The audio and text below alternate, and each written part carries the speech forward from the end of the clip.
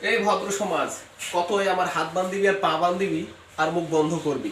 কথা আমি বলবো, অন্যায়ের প্রতিবাদ আমি করব। বর্তমান আমাদের দেশের যে পরিস্থিতি, 8 বছরের মেয়েকেও ধর্ষণ করা হচ্ছে, বাবার কাছে মেয়ে ধর্ষিত হচ্ছে, দুলা ভাইয়ের কাছে শালি ধর্ষিত হচ্ছে। ফেসবুক ওপেন করলেই শুধু ধর্ষণ আর ধর্ষণ। এই ধর্ষণের শাস্তি আসলে হচ্ছে কোথায়? শাস্তি হচ্ছে 6 মাস, 3 মাস, 1 বছর সর্বোচ্চ জেল হচ্ছে, এর বেশি কিছু না।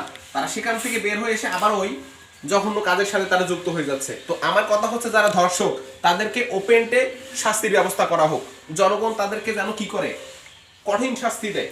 এক কথায় ধর্ষকের টুনটুনিটাই যেন কেটে ফেলানো হয়, কারণ ওর যদি ওই জিনিসটা যদি না থাকে তাহলে সে আর ধর্ষণ করতে পারবে না। আমরা আসলে সাধারণ জনগণ আমরা এটাতে বিশ্বাসী। অতএব পুলিশের কাছে দিয়ে তাকে লাভ নাই। যেখানে ধর্ষক পাবেন সেখানে এক কথায় গণপিটুনি দিয়ে মেরে ফেলবেন, আমি এটাই চাই। তো এক্ষেত্রে ইসলামিক জীবন ব্যবস্থার কোনো বিকল্প নাই।